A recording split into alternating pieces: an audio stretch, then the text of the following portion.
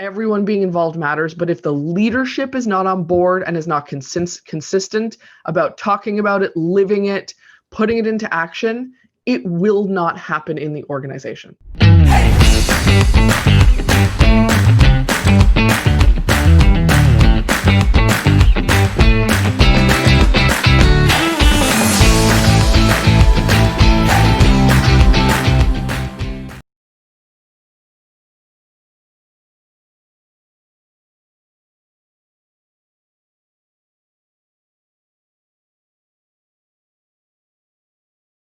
Celine Williams, welcome to 20-Minute Leaders. How are you? I am wonderful, thank you. How are you? I am doing great, thank you very much. I'm in Tel Aviv, and where are you right now? I'm in Toronto, Canada.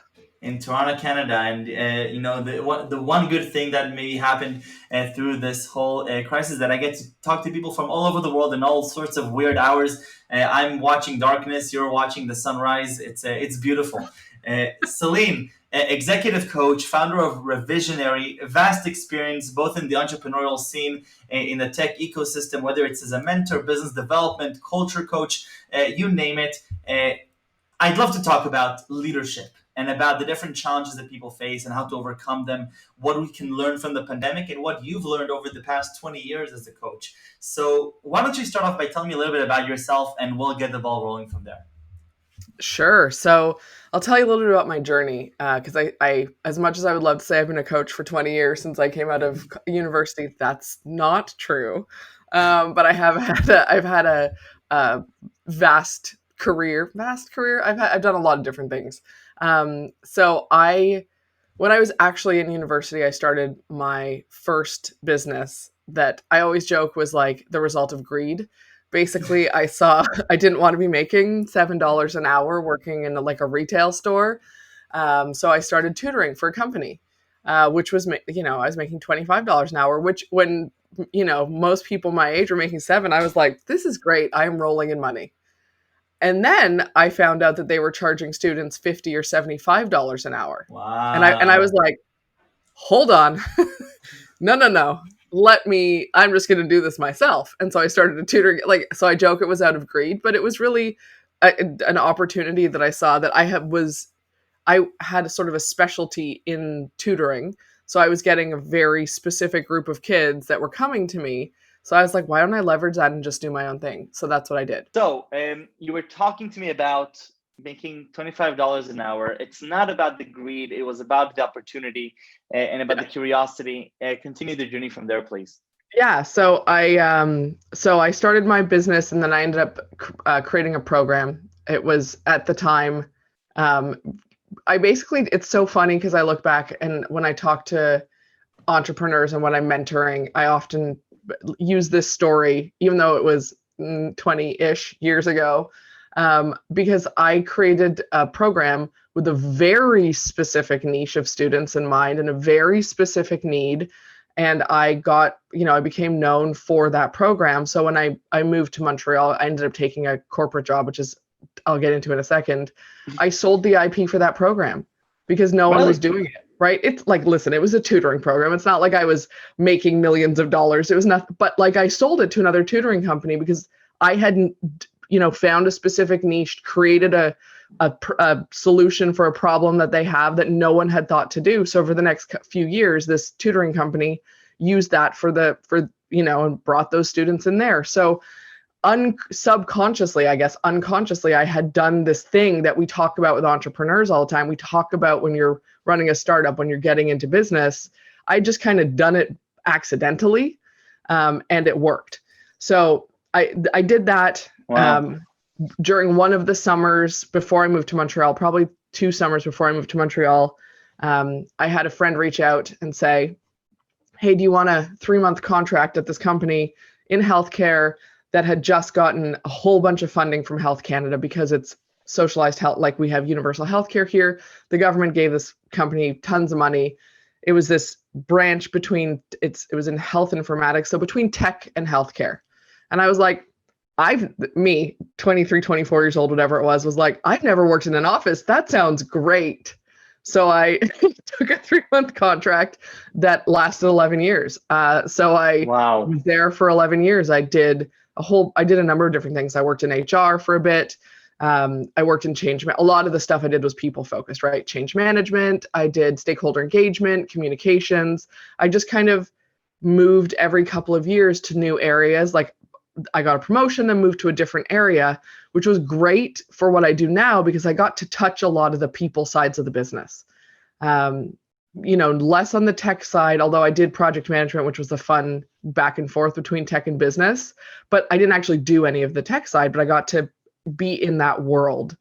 So Celine, I'm sorry. So as somebody that's coming from the tech side and knows practically nothing about the HR side, tell me a little bit about that. Oh, well, what I thought HR was not what my HR experience was, which is really interesting in the work that I do now. So what I was like really low level when I was doing HR. It was like HR coordinator stuff, very general, lots of stuff on benefits, like all the like very transactional side of HR is what I was doing. And the company I worked for, truth be told, as much as their HR partner wanted to be a partner, they were very transactional. It was not about culture. It was not really about people. It was about like, sign the contract, get the contract done. Here's your benefits. Make sure everyone has pencils. It was that kind of thing. So I did not like it because the thing that I think is great about HR is, and I want to acknowledge this, I fully recognize that benefits and compensation and things like that are an integral part of HR. I 100% that matters. However, if HR is really about humans, if it's really about people, if it's really about creating a system that supports and empowers and enables them, then it has to be about culture and it has to be about leadership and it has to recognize those things. And startups are so much better at doing that than sort of more traditional companies are. And this was a company that was more of a startup before it got the funding and then got really bureaucratic. Right. So it very quickly got out of that. And I was like, this is not fun. It's just paper pushing. Is that part of what then led to your curiosity and passion in regards to culture building and leadership? Yeah, it's 100%. When I left the company, I'd already done training to be an executive and business coach. I'd very specifically done the training. We went through a program focused on that as opposed to something like life coaching because that was not me, but sort of executive business coaching was definitely up my alley. And in starting to work in that area and looking for clients, I started naturally, I don't know if that's the right word for it, but I started attracting startups in Toronto in the ecosystem. I won an entrepreneur award, ended up in a co-working space that had a lot of startups, ended up working with a bunch of them. I just kind of naturally, it started happening. And culture was a thing that I had been talking about because my experience of culture had been so crap. So I was more talking about it from don't do these things. Right. Like you can do culture intentionally. Culture by design. You can do culture by design. Here's some ideas I have of what that looks like. Here's some ideas of ways you can make that real. And they started hiring me to actually implement it and actually work with them at designing it. And so it was funny because this thing that I was passionate about because I'd had such a terrible experience. And with the note that it took me years inside of corporate to figure out what I didn't like because I liked a lot of the people that were on my team. I was really lucky. I had incredible leaders that I worked directly for and wonderful teams that I worked on. However, I hated the experience of the company. I hated the experience of all of these other things. And it was a culture thing because they didn't really care. They'd say one thing, do another thing. The leadership was out there talking about something and then doing something totally else, totally different inside the organization. They'd change my favorite example is they were talking about changing the mission, something like that, mission vision of the company. They want to update it. So they got everyone in the company into workshops to give their opinion. And the statement that they went with was the statement they came in starting with because they'd already made the decision. They didn't actually care. Wow. That's a terrible way to develop culture, because what you've said is we think you care about being involved, but we don't care about your opinion. Right. So after experiencing things, I was literally just talking about don't do these things. And here's 25 examples of things not to do that destroy your culture once I became aware of the concept. Wow. And so Celine, before we continue, because yeah. you know, as a young entrepreneur myself, that I'm very excited to dive into my own venture sooner rather than later. A lot of my friends listening to this are you know, in their early stage startups. What are some critical things that we should not do as we're building culture, whether it's intentionally or unintentionally? What are some really like don'ts? Well, so I think, you know, oh my gosh, it's going to sound so basic, but don't say you're going to do something, or don't say things are a certain way and then people have a different experience of it. I think that it's really easy to say, here's what if you're doing it intentionally, it's really easy. I'm going to talk about that and then I'll do unintentional in a second, right? So by design, yeah. If you're a company, you're starting a business and you're saying, here's what matters to us, and here's what we stand for, and here's what our values are, and here's what, you know, whatever that version of it is for you. And those are all wonderful things to do. However, if the people in your company, I don't care if there are 5 of them or 500 of them, if that is not their actual lived experience, you are undermining the culture you are trying to build. So you cannot say it is one way and then not have it be that way. I work with large organizations right now on making sure that if they're saying these are their values, this is the vision that they live by, this is how they show up, at making sure and going through and that is the experience of the vast majority of people. And if it's one person's not experience in a large company, if that's not their experience because they don't want it to be, that's very different than this entire team is not operating in that way, right? So making sure that is aligned is really important. Transparency. And I'm guessing a classic example of that would be, for example, many companies today love saying that they support a bottom-up innovation approach, right? Yep. That they want the top people at the pyramid would love that the bottom level layers bubble up these ideas, and there's going to be people that listen to them, and they're going to get heard. And then sometimes when you know, push comes to shove, you have an idea, you go to your boss, and you get the door in your face because it's not the KPI that you were tasked to solve by the end of the quarter. So speak to me in Christmas, right? Yep. So and that obviously is something that could very easily undermine a culture and an organization. Absolutely, that's a great example of it. Another one that I hear a lot is organizations say that they are that feedback matters to them, right? Like whatever their version of we care about feedback, we give feedback all around, you know, we believe in continuous improvement. Feedback is a key, you know, agile organizations often talk about feedback is really important. And when you go to give feedback, people don't listen to it, people ignore it, people don't have the tools to receive it, they get defensive, whatever. That undermines, when that becomes systemic, one person doing it, fine, that person they can get coached through how to get better at receiving feedback. There's lots of alternatives. But when it becomes systemic, you are undermining the culture that you are purporting to be creating. And so that consistency, I would actually even use the term consistency, might be a better term than what I used before, but consistency inside of what you're saying and then what you're doing is probably the most toxic starting point for what undermines cultures as you are designing them. And I would say that when culture is not if you're not doing culture by design, you're allowing it to happen by default. It's a little bit different because if you're not saying, here's what we care about for our culture, here's what we care about for leadership, and it's kind of a free-for-all, the problem there becomes everyone is doing their own thing and you get siloed, right? You get silos inside the organization, and this happens in, you know, companies of 35 people. It does not have to be a large organization to have communication that is siloed. And the minute communication is siloed, your culture cannot thrive. It cannot, because you're not sharing information. People don't know what's happening. They only care about themselves. It becomes, you know, it's less of a first team mentality and more of a like protective, not sharing information. So it's different, but it's just as toxic.